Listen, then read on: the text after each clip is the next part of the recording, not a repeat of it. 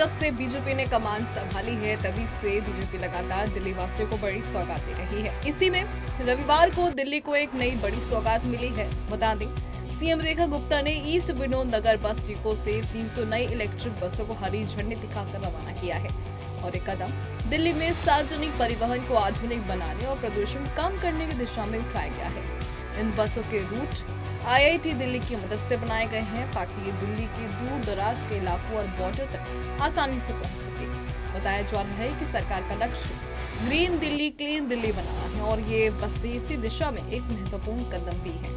इसके अलावा दिल्ली के मुख्यमंत्री रेखा गुप्ता ने 300 नई देवी यानी कि इलेक्ट्रिक व्हीकल इंटरकनेक्टेड बसों को हरी झंडी दिखाई और यमुना पार क्षेत्र के रेशनलाइज रूट का शुभारंभ किया है। इसके अलावा अपने संबोधन के दौरान सीएम गुप्ता ने परिवहन क्षेत्र के लिए अपनी सरकार की ओर से की गई विभिन्न पहलों पर प्रकाश डाला है। उन्होंने कहा कि साल 2026 के अंत तक दिल्ली में पूरी तरह से इलेक्ट्रिक बसों का बेड़ा होगा। सीएम रेखा गुप्ता ने कहा कि हमें बेहतर इंटरकनेक्टिविटी के लिए रेशनलाइज के साथ साथ यमुना रूट पर 300 ईवी बसें शुरू की है। दिल्ली की सीमाओं से लेकर हर उस गंतव्य तक लोगों को ये बसें जोड़ेंगी जहां इसकी जरूरत है। ये ऐसी बसें कैमरों, पैनिक बटन, सभी प्रकार की सुविधाओं और अब ऑटोमेटेड पेमेंट बोर्ड से भी लैस है। इसके अलावा नई इलेक्ट्रिक बसें सड़कों पर उतरने के बाद अब डीटीसी के बेड़े में कुल 974 देवी बसें हो गई हैं।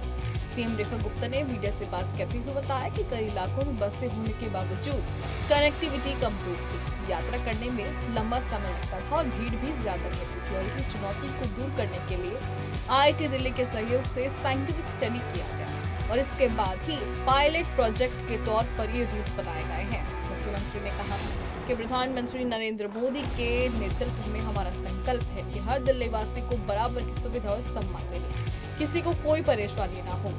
केंद्र और राज्य सरकार हमेशा जनता के साथ खड़ी है, लेकिन यहाँ पर सवाल उठता है कि नई बसें तो दिल्ली में आ गई है, लेकिन उन कंडक्टरों का क्या जो कॉन्ट्रैक्ट बेसिस पर काम कर रहे हैं, क्योंकि कॉन्ट्रैक्ट बेसिस पर काम कर रहे लोग लगातार रेखा सरकार से सवाल उठा रहे हैं कि आखिर उन्हें पक्का कब किया जाएगा और इसी के चलते भी सरकार पर काफी दबाव है। लेकिन जो तरह से अभी खबर आई है 300 नई देवी बसों की, इसमें से अंदाजा लगाया जा रहा है कि जल्द ही अगर बसें बढ़ती हैं तो साथ ही डीटीसी के कंडक्टर, मार्शल्स और जो कच्चे कर्मचारी हैं उन्हें भी जल्द से जल्द पक्का किया जाएगा। बहरहाल ऐसे में देखना होगा कि दिल्ली के कर्मचारियों की ये डिमांड कब तक पूरी होती है।